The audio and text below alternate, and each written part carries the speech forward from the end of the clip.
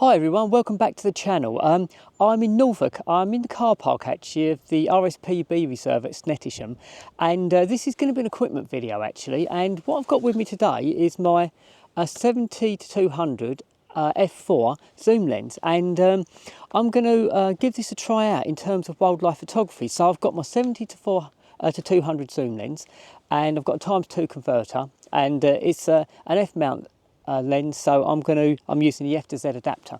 Now this might seem like a strange combination, but the thing is, I photographed the, so I'm going to come back here tomorrow morning to do the wader spectacular. That's where all the sort of wading birds get lifted off the mud flats and they create these fantastic murmurations or patterns in the sky. So I thought this would be a good opportunity actually to test out a slightly a wider focal length. So if I take the ×2 converter off, I've got a 70-200.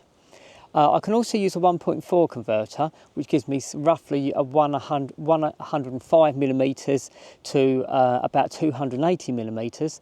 And then if I put the ×2 on, that gives me a 140 to 400 millimeters. So that gives me lots of options. And sometimes you want to be a little bit wider for these big sort of flocks of knots and other wading birds. So this is going to be like a test really, and the question is, will the quality of the images be good enough using a 70-200 f4, so not an f2.8, an f4 zoom lens with a ×2 converter, which will give me 140 to 400 at f8. And that's what I'm going to do tomorrow. Now the reason this is a great place for me to test that out is because I've photographed the wader spectacular many times. So if the quality's not there, it's not the end of the world. But this is something I want to test out. Will this make a good, very lightweight, because look, it's very small and lightweight, backup to my 180 to 600. So normally I'd either shoot with my 180 to 600 millimeter zoom lens, which is a Z mount lens. I'd shoot with my 600 millimeter f4 prime. So they're both great lenses. So you wouldn't expect this combo to be as good as the 180 to 600, and you certainly wouldn't expect it to be as good as the 600 prime. But my question is, and the question I'm going to try and answer tomorrow is it good enough? Would it be good enough as a backup if, say, I was out maybe on a trip where I've got my 180 to 600, I can't take the 600 prime because of weight restrictions or space restrictions. So let's see if this will make a good enough backup combination for wildlife photography.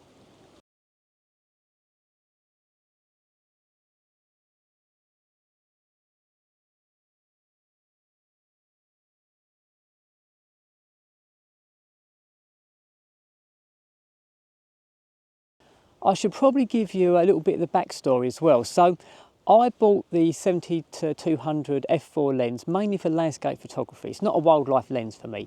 And I bought this, or a version of this lens, when it first came out years ago when I was using DSLRs. And then recently somehow I got sand in the lens and I sent it off to be repaired. And in actual fact, the cost of the repair was going to be more than it would be to buy another lens, another second-hand lens. So I didn't bother getting it repaired. And then I was in a dilemma. Do I get another F-mount lens? Because I'm going to be using that with the F to Z adapter and my Z8, my Nikon Z8. Or do I get a Z-mount lens? Well, I didn't really want an f2.8 lens because the fact of the matter is the f2.8 lenses are more expensive, much bigger and much heavier. And primarily, my 70-200 is my landscape lens, or a landscape lens that I use with my 24-70 and my 16-35. So I wasn't bothered about the f2.8s. And as I say, they're quite expensive anyway. So then I looked at the Tamron 70-300, and it's a nice lens, but I don't know. I feel that this 70-200, even though it's an F-mount lens, is so sharp, and I was so pleased with it. I ended up looking for a second-hand one, and I got a second-hand 70-200 f4 Nikon lens for £335, and it was mint.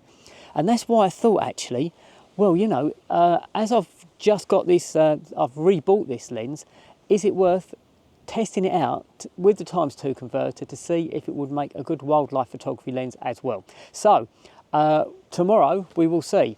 And at the end, I'm not going to vlog during the murmurations because there's too much going on. But at the end of the day, or certainly I'll get the pictures back on home on the computer and we'll come to the conclusions. And I'm going to compare it with some pictures taken with the f4 lens, some pictures taken with the 180 to 600 lens, and also some pictures I took with my old 200 to 500 millimeter zoom, and see how the sharpness compares. So don't forget, this is going to be with the ×2 on, a 140 to 400 f8 zoom lens, and we'll see how we go. So I'll speak to you soon, guys. This first picture was taken with the 70 to 200 and the ×2 converter. Now if you compare it to the second picture, which was taken with the 180 to 600 Z lens, it is softer. Now bear in mind, both these pictures are taken under soft lighting conditions and they tend to soften the image anyway. And then if you look at the next two pictures, we've got a crop of the first two pictures. So again, I've cropped in a bit tighter with the picture taken with the 70 to 200 and the ×2, and then cropped in tighter on the picture taken with the 180 to 600. So it gives you a better idea of the difference between sharpness. Also bear in mind that these low res pictures are put into this video. So, but take it from me that these 180 to 600 is sharper than the 70 to 200 with the ×2, and you would expect that, to be honest. Now, if we look at the next two pictures, it's the same picture of a red shank. The first one was taken with the 70 to 200 and the ×2, same as the second picture. But on the first picture, that's straight out the camera. It's a raw file with no editing. The second picture, and it looks a lot sharper, especially if you see this at a full resolution on a big screen computer, was put through Topaz with sharpening and noise reduction, and it's made a massive difference. So the thing is, if you've got some good post-production software, it goes a long way to not equalising the difference between sharpness, but actually narrowing that difference in sharpness. So it's definitely not worth ruling out using, I think at the moment, the 70 to 200 with the ×2 on it. Now I am going to take some pictures in good lighting conditions, and they'll be coming up later on in the video, and we'll see if that makes a difference. So would I choose to take the 70 to 200 f4 f-mount lens with a ×2 converter on it and use it as a wildlife photography combination? And the answer is yes and no, really, to be honest. It does work. The autofocus it snaps on just the same as if I was using the 180 to 600. So the AF, absolutely no problem there at all. The eye detection works, the animal tracking works, the bird eye detect works. So that's all good.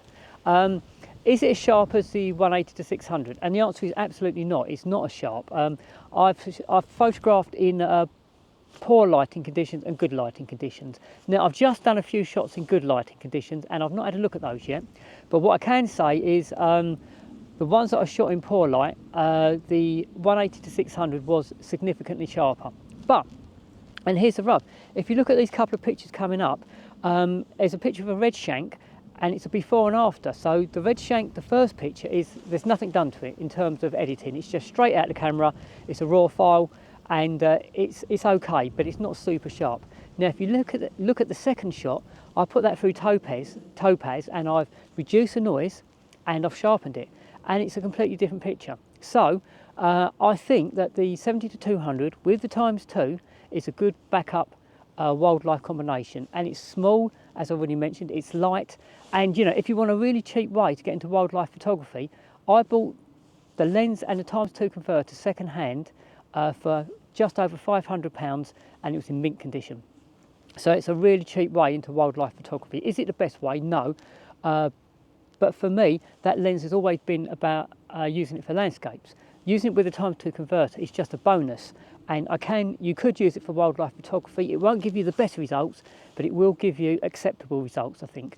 And in a minute, I'm going to go home and look at the ones shot in good light, where I was much closer to the subject, and also the lighting was much better. And again, I'll compare those, the 180 to 600 against the 70 to 200 with the ×2, and we'll see if the difference is as big. I suspect it won't be quite as big as under poor lighting with the subjects a bit further away. So you're going to see loads of different, you will have already seen loads of pictures, combination side-by-side pictures, or one after the other. One shot on the 70 to 200 with the ×2, one shot on the 180 to 600, and again there'll be a few after this piece of camera shot again in good light with those two combinations. But I think I would use it as a backup, but if I've got a choice, I'm either going to use my 180 to 600 or my 600mm prime, of course, because they are better. But if I only had the 70 to 200 plus a ×2, could I use it for wildlife? And I say yes, I absolutely can. 1, 2, 3. If you look at these two pictures of a mute swan, again, the first one was taken with the 70 to 200 and the ×2. The second one was taken with the 180 to 600 Z lens. And again, you can see the second picture taken on the bigger zoom, the 180 to 600, is sharper, and it is noticeably sharper. But because we're using better lighting conditions here, hard lighting conditions, the conditions are sunny, both pictures look sharper. So the 70 to 200 with the ×2, again, I think it's acceptably sharp. But the second picture with the bigger zoom lens is going to be sharper, and it again, it is under these lighting conditions. But the difference is probably less noticeable because they're both sharper. And then I put the 70 to 200 picture, you can see here, this third picture with the ×2 through topaz, and again that narrows the difference completely. So the 70 to 200 with the ×2, I think so far it's looking like a good backup option, but I certainly wouldn't use it as my first choice. I hope you've enjoyed this video and hopefully found it useful. If you've been watching it to the end, then hopefully you have definitely found it useful. And if you have, can you give this video a like or a thumbs up? It really helps my channel. It helps the YouTube algorithms pick up these videos. So a like is really useful. And if you haven't already subscribed, if you can consider subscribing, that would also be great. Liking and subscribing, it's free to do both of those things. And then let me know what you think about this. You know, what sort of combination do you use for wildlife photography? Have you got a backup combination? And if so, what is it? It's always good to hear what everyone's doing out in the field there. In fact, just as I was about to do this piece to camera, I didn't. My camera's over there, so I didn't have a camera in my hand. But a fox literally walked through this this little orchard, and he looked straight at me, and he didn't realise I was there, and he looked at me, was a little bit startled, and then shot off. So there's no time to get a camera, but it was just great. So it doesn't matter what you're doing. There's always wildlife around, isn't there? So yeah, as I say, I hope you enjoyed it. And thanks very much for watching, and I hope to see you on my next video. So bye for now, and I'll speak to you soon, guys.